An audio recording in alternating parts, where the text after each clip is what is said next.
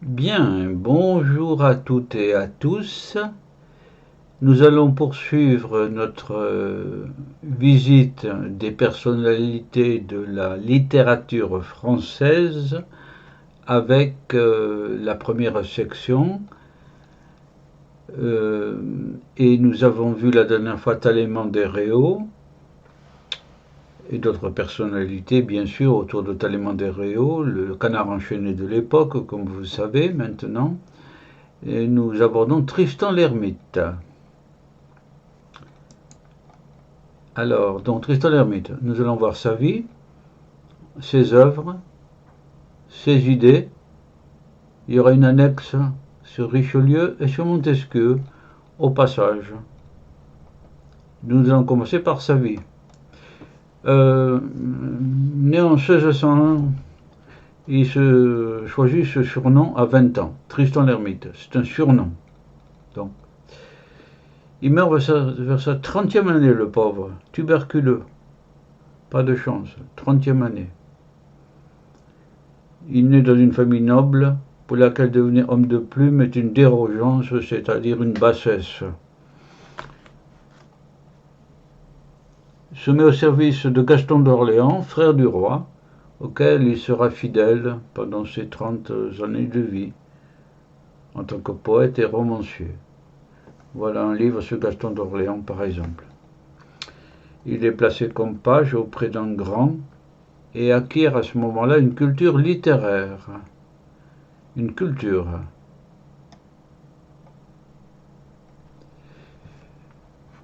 Il voyage en Angleterre, en Norvège. Il fait de grands voyages pour l'époque où on se déplaçait à cheval. Puis il rentre dans les armées de Louis XIII. Il se plaint de la condition qui est faite aux poètes de son temps et restera toujours pauvre, bien que noble, il n'était pas fortuné. Cyrano de Bergerac, le vrai Cyrano, pas celui mis en œuvre par Jean Rostand, a dit de lui que c'était le seul homme libre du XVIIe siècle. Ah, le Cyrano de Bergerac. Voici d'ailleurs les œuvres de Cyrano de Bergerac. Voici le film, par contre, de, fait d'après les œuvres de Rostand. Voilà. Ensuite, Savinien de Cyrano de Bergerac est un poète, oui, une précision. Savinien de Cyrano de Bergerac est un poète vers 1600. Voilà. Euh, pour compléter, en 1897, c'est beaucoup plus proche de nous, c'est une pièce d'Edmond Rostand. Sa vie a inspiré donc la pièce vers 1897. Cyrano de Bergerac. Voilà. Les œuvres. La mer.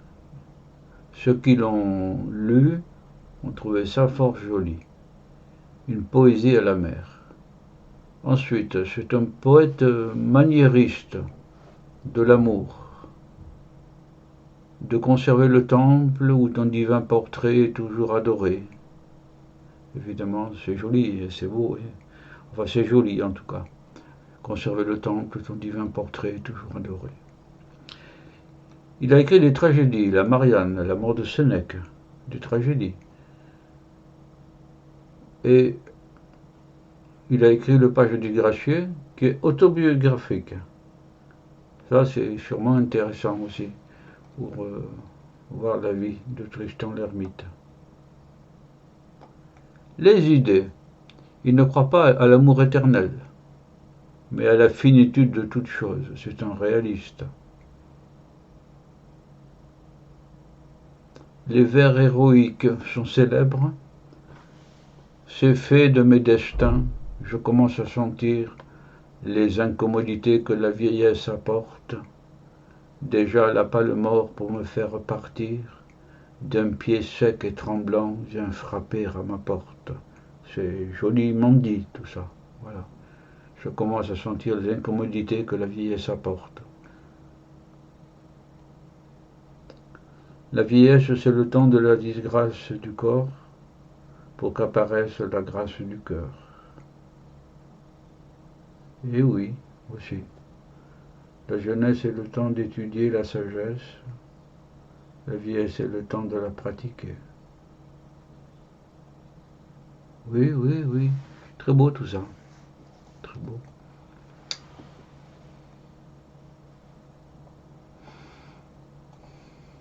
Annexe. Richelieu, le cardinal. De 1598 à 1623, arrivé au pouvoir de Richelieu, extraordinaire mouvement poétique autour de Louis XIII et du cardinal de Richelieu. Extraordinaire mouvement poétique. Notamment Agrippa d'Aubigné, Shakespeare, etc., etc. Voilà. Les rois doivent être sévères et exacts à faire punir ceux qui troublent la police et violent les lois de leur royaume, mais il ne faut pas y prendre plaisir. Oui, oui, oui, oui, oui, oui, oui.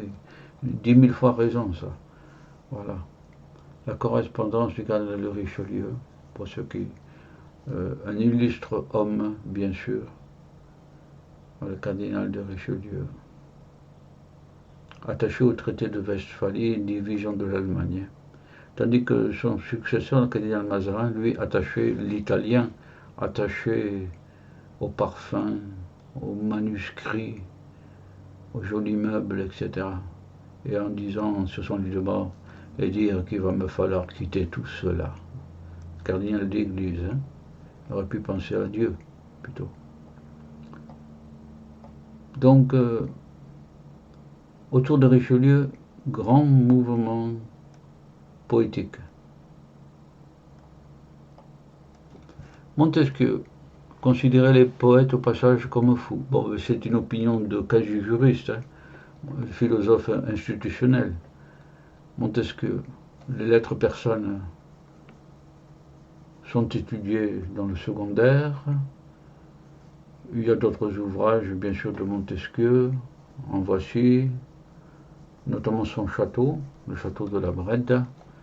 Et voici un billet français de l'ancienne France, que j'ai connu personnellement. Voilà, avec Montesquieu. Au moins sur les billets, on apprenait quels étaient les grands personnages de la France. C'était pédagogique. Il faut apprendre tous les jours, tous les jours, tous les jours pour dynamiser les neurones et pour enrichir sa conversation aussi. Et nous arrivons à François Villon. François Villon, donc, voilà. Nous verrons son vrai nom. Le mai. Bon, oui, voyons voir. Les œuvres. Et il y aura 2 agendas. Sur Rutebeuf et sur Supervielle.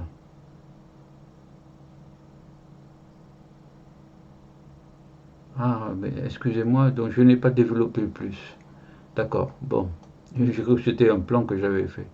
Bon, je reste sur des choses raisonnables, disons. François Villon est un mauvais garçon. Il a assassiné un prêtre. Ouais. François Villon. Bon. Villon signifie de la ville, ou alors vilainie.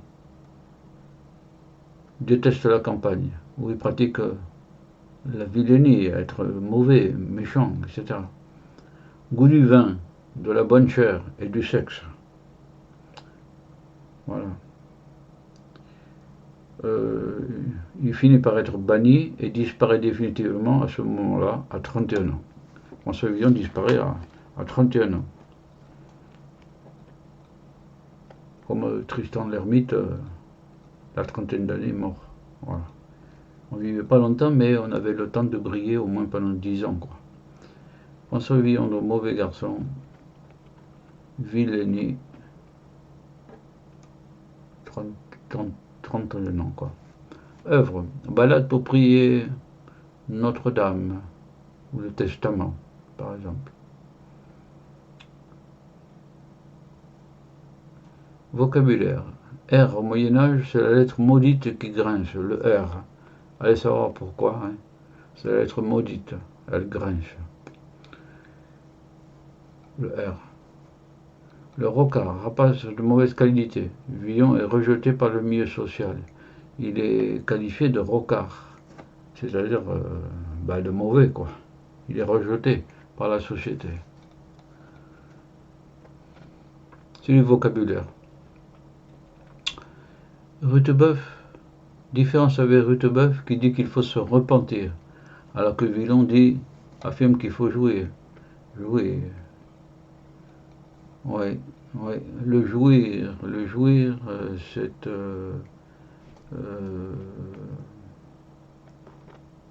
pour les peintres impressionnistes.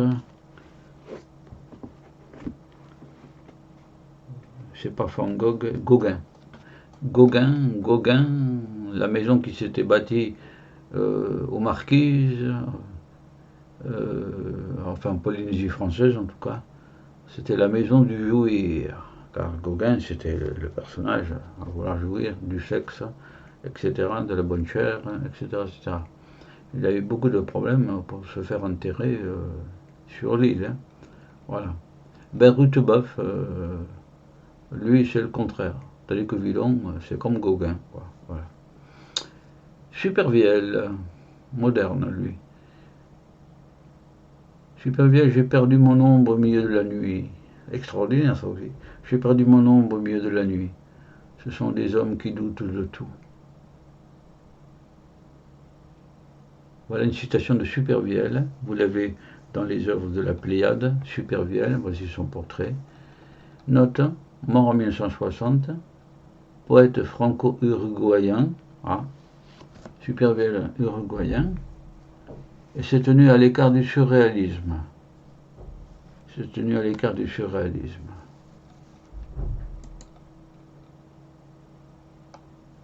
Alors, nous en avons fini avec les trois poètes antérieurs au XIXe siècle.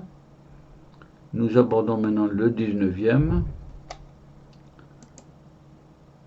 Nous verrons dans le XIXe le Jean de la Ville de Miremont, où on verra sa vie, son caractère. On parlera de François Mauriac, la guerre de 14-18, de l'œuvre de Jean de la Ville de Miremont, de ses thèmes. Ensuite, de la critique du voyage de sa mère, d'une page sur Mallarmé et de Jules Verne, son tombeau. Tout ça se rattache donc à Jean de la Ville de Miremont. Et c'est sur cette image que nous reprendrons donc la deuxième section sur le XIXe siècle, Jean de la Ville de Miremont, Rimbaud et Verlaine et George Sand. On est là dans la modernité. Voilà. Bien. Eh bien, après Tristan l'Hermite et donc tout ce que nous venons de voir, François Villon et Talément des Réaux, nous en avons donc fini cette première section. Et nous passerons donc, comme je l'ai dit, donc à la section 2 jusqu'à George Sand. Voilà. Au revoir à toutes et à tous et bonne lecture à tous. Au revoir.